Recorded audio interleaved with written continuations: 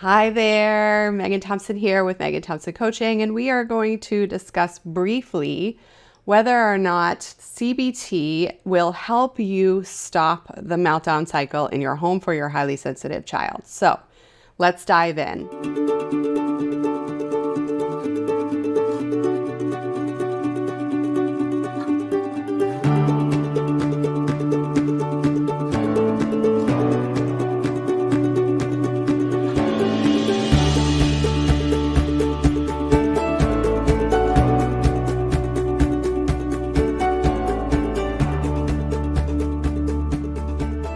Here at MTC, we help parents break out of the meltdown cycle in as little as 8 weeks, and we do this for the entire family dynamic because we serve parents directly. So with their children who are having daily, multiple times a day or multiple times a week meltdowns, hitting, kicking, screaming, losing it, and expressing nerves, worries, concerns, freakouts, and shutting down and being irritable. All of these behavior issues that a parent might be seeing at home could very well be going on in your household as well. And one of the things that I hear so frequently, I've been hearing for years when we talk to parents who are seeking services from us or who have, posted online about what they find to be useful, is that their medical professional has recommended CBT. So what is CBT? Cognitive Behavioral Therapy. It is an evidence-based mental health treatment to treat anxiety. All right, that is a very well-researched mental health treatment protocol. When done effectively, there is a protocol for CBT, and it is very useful for anxiety.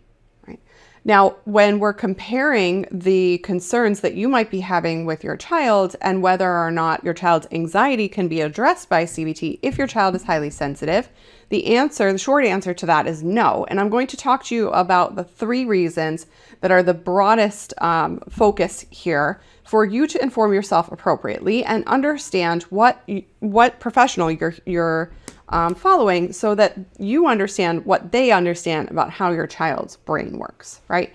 And it is so important to understand this because CBT is a logical thinking-based process.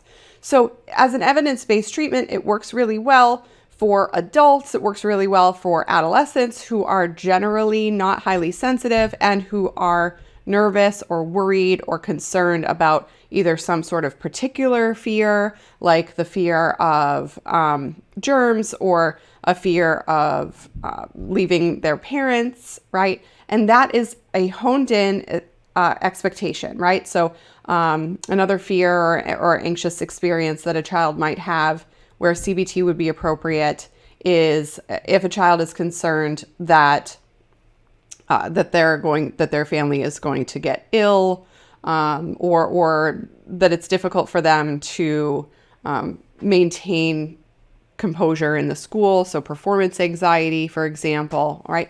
Now, I want to pay attention to this because if you're reporting those needs as a parent to your child's pediatrician or to the school counselor, then they might hear that and separate that out from the meltdowns that your child is having. Or as a parent, you might think that these are the causes of the reasons why your child's having a meltdown because they are the catalyst for the meltdown in the moment. Now, the difference between a catalyst and a cause is really critical for highly sensitive kids. A catalyst is a trigger, right? So whatever it is that's bothering them in that moment leads to a meltdown. If we look at the timeline of events in the short term, yes, you are observant. I will trust you that you are noticing that. You could trust yourself that you're noticing that. It's also true that if your child has specific fears and they are highly sensitive, and if you're wondering whether or not this temperament is true for your kid, go back and listen to some of my other shows. Email us, post or comment on any of our platforms here. We will hook you up or DM us. We will hook you up with understanding the temperament trait. We're not going to cover that today on today's show. And what I want to do instead is really hone in on the top 3 reasons why CBT is insufficient and ineffective in solving the meltdown cycle for your family. Now, will it try to address something, right? Does it have evidence base to address anxiety? Yes. It's taught in all mental health master's level and PhD level education systems. So every therapist that you can go find will be trained in CBT.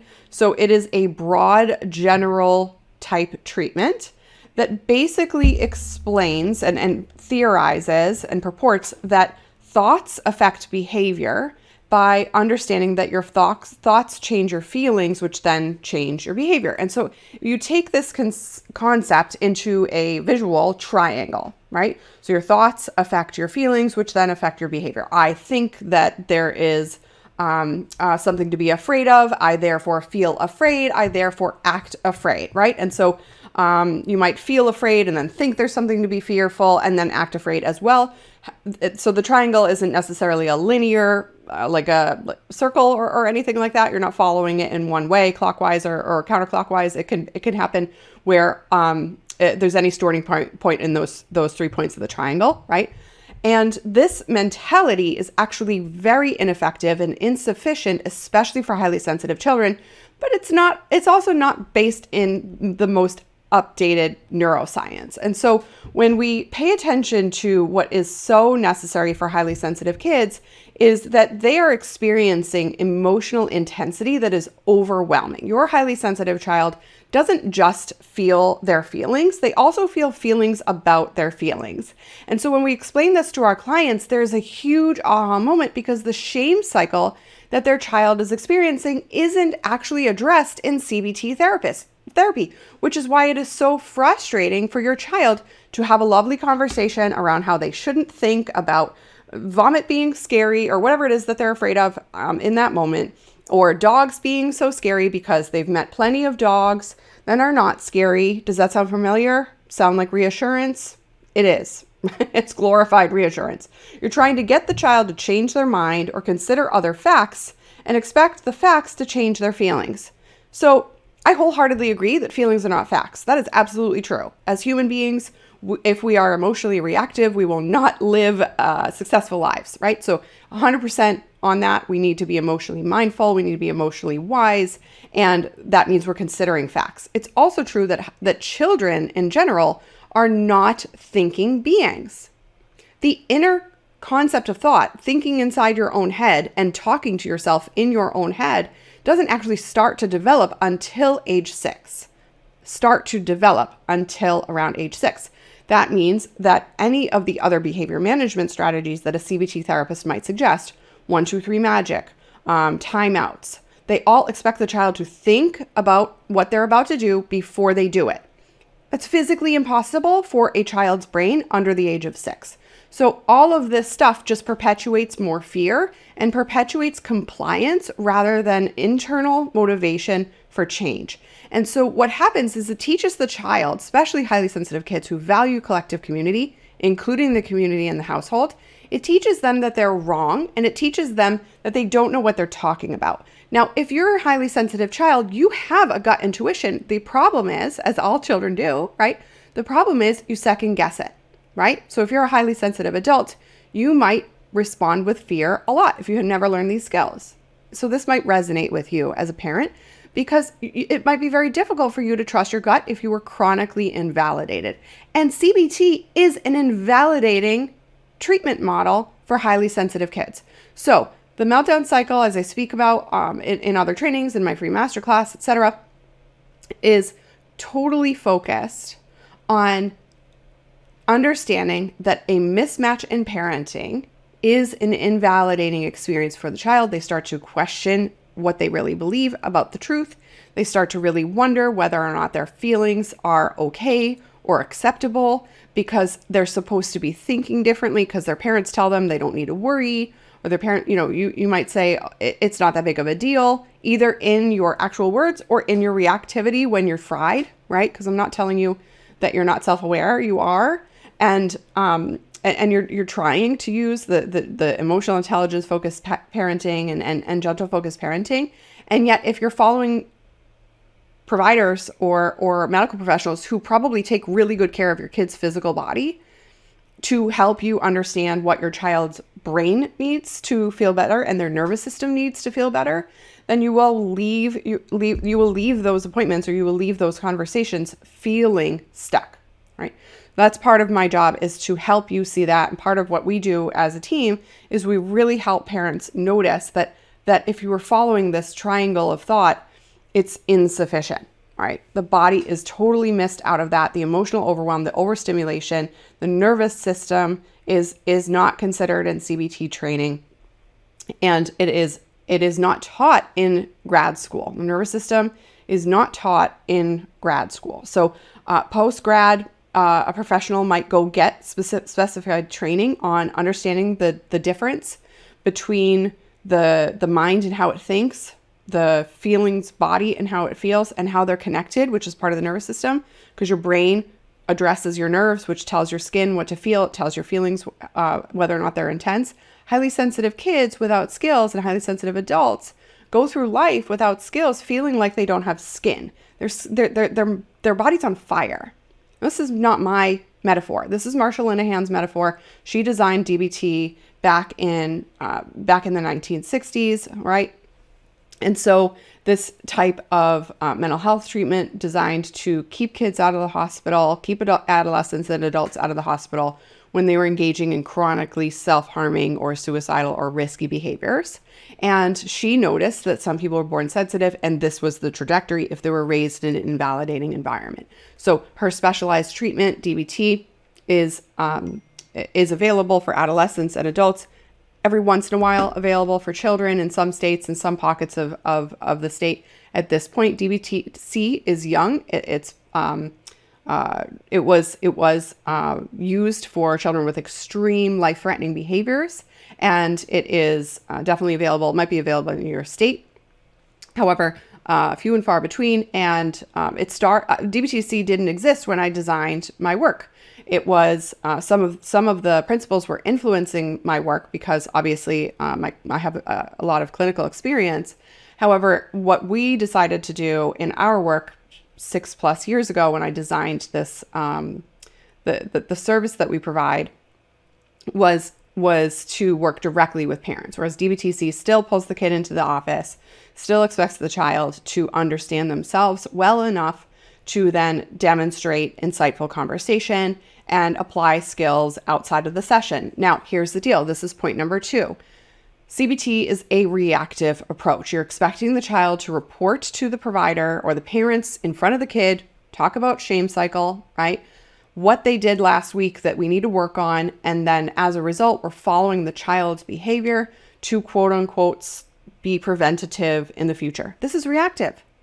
It's not preventative. It's reactive under the guise of preventative. So what that means is that we're just constantly plugging holes in a boat that is invalidating in the household. And again, this might not be something that you resonate with because you might think that you're validating your child. However, what we find when families come to us is that they didn't really understand the whole concept of validation. So you might be on the right track. And it's also true that there are very important pieces to validation that require you to be not just present to the moment and accurate in naming your child's emotions, but also in your voice tone, in your communication style, and then also in your frequency and the duration within which you validate. Because otherwise you're going to be validating all day, right? And just waiting it out and hoping that your child rides that high of that emotional mentality by themselves and they feel better about it.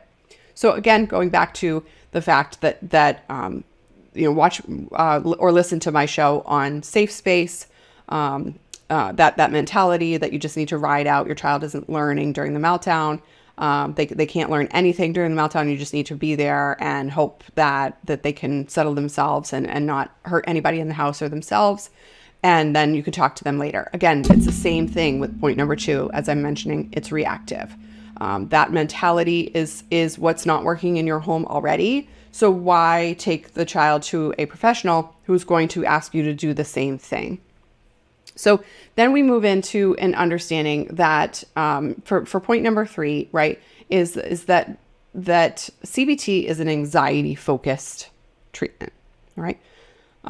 again, going back to the evidence that I was mentioning earlier, countless, like hundreds of thousands probably, but at least thousands of research-backed studies that CBT is an effective treatment, and yet not for this problem, all right? Because there are hundreds of trainings that focus on hundreds of, what's the word? What did I just say? Hundreds of research papers that explain that highly sensitive kids learn more effectively through their parents, and CBT does not include a parent component unless you are working with a trauma-focused cognitive behavior therapist, and that is if your child's experienced specific or chronic trauma. That is an evidence-based treatment for healing specific and chronic trauma. We use that in my private practice alongside our work for parents of highly sensitive kids because it is evidence-based, and I always did evidence-based work in my clinical work. However, that includes a significant and persistent parent component, whereas CBT regular does not. And again, the general advice of timeouts and expecting your child to think about what they need to focus on before they act is just not appropriate or effective for a child who's emotionally dysregulated and they're not present to their mind. They are in fight or flight. They are not responsive to the environment. They are not responsive to their wise intuition at that point. And as a result, they are second guessing and they're just literally offline, right? You can't even hear them. They can't even hear themselves think. So we don't want to use that approach to create change in the child because it's not effective, right? So reviewing here, we've got 3 reasons why CBT is insufficient and ineffective in solving this problem. You will be working with a professional for a minimum of 2 years, whether the same professional or just a professional hopping at this point, or noticing it's insufficient and then just waiting to solve it yourself for a minimum of 2 years when you take that approach, either by yourself or working one-on-one with a professional. So let's save you some time. All right. We'll go back to this, the 3 points. 1, that it's a thinking, feeling, doing approach, and it does not take into consideration the child's nervous system. Number 2, it's reactive. You're following the child's lead to tell you what to address. So inefficient, right? You as a parent need to understand what the root cause is of the meltdown cycle. It includes you and everybody else in the household, and you need to change the way that you are leading the household so that everybody collaborates more effectively. And that starts with how you're managing your emotions and how you're managing emotions when you're reacting to the cycle, right? So that means we have to slow the cycle down so that you are less reactive, because I'm not going to judge you for the fact that if your child is having meltdowns on a multiple times a day or multiple times a week basis, anywhere in between, you're tired, right? So we need to re-energize you, restore yourself, give you skills to restore yourself that isn't just thinking differently, because emotions are not a thinking process. And then thirdly is that targeting specific anxiety issues will keep you focused on the symptoms of the meltdown cycle. Highly sensitive kids who can trust that they can feel capable and confident in a stressful moment demonstrate playful resilience, especially when they're learning through their parents' playful resilience. Then that's when the meltdown cycle stops. And CBT is not particularly a playful focus. It is instead using play as distraction, colors as interest pullers, manipulation, rather than actually communicating effectively and reaching how children learn. It is a logical, talking focused treatment, and it is not sufficient for children who are communicating in this big, explosive, intense, dysregulated manner. So if you want to learn more about the research where we speak about what actually works to eliminate the meltdown cycle and to keep it out of your home and build sustainable success as well as stability in your household and be empowered to do the exact thing you've been trying to do for probably years, then I encourage you to book a call with us. Go to meganthompsoncoaching.com/talk. Or if you're parenting a teenager, and at that point, by the time they hit high school age, they need to be directly involved in their own change, then go to meganthompsoncoaching.com/teen talk. Now, when I say teenager, don't go yet. Your child needs to be in high school. All right. Your child needs to be in high school. Otherwise, if your child is 14 or under and in 8th grade, then it is still just a you focused work that is necessary here. All right. So don't play into the belief that your child is not influenceable by you. Because your kiddo is telling you developmentally that they want to separate from you. while they're a preteen, that is still appropriate. And it's also true, they're very reliant on you. And so you need to just change your approach to actually meet their needs. All right. Okay. So here's the deal. What do we talk about, right? On that call, we'll cover where you're stuck, right? What you want to accomplish for your family, what your big lifetime goals are for your family, and whether or not our work, because it is much longer than 8 weeks, and also true, pack a punch with that intensive work that we do to start, and how we can help your family reach those goals and attain them effectively and efficiently. And if we can do that, then we tell you all about that on that call. You can get started right away. Why wait, right? Otherwise, if it's not a fit, then we are happy to point you in the direction of a service provider locally, where you would vet them obviously on your own, but you would work with them to solve this problem. And I will tell you that I never recommend CBT for highly sensitive children at all, even if their parents need therapy. And I don't recommend CBT for parents of highly sensitive kids as well. There is, it is just more appropriate for non-highly sensitive people. All right. And that reference point just will not be sufficient in solving the problem. All right. So there we go. Happy to speak with you. Again, if you want to learn more about research, I did a show and we published that at the end of February. You can go check that out. But if you're ready to solve this and you recognize that you've just been following professionals who have been leading you in a different direction that is inefficient or ineffective, then it's time to change, right? What are you waiting for? Let's just get this handled. All right. Talk to you soon.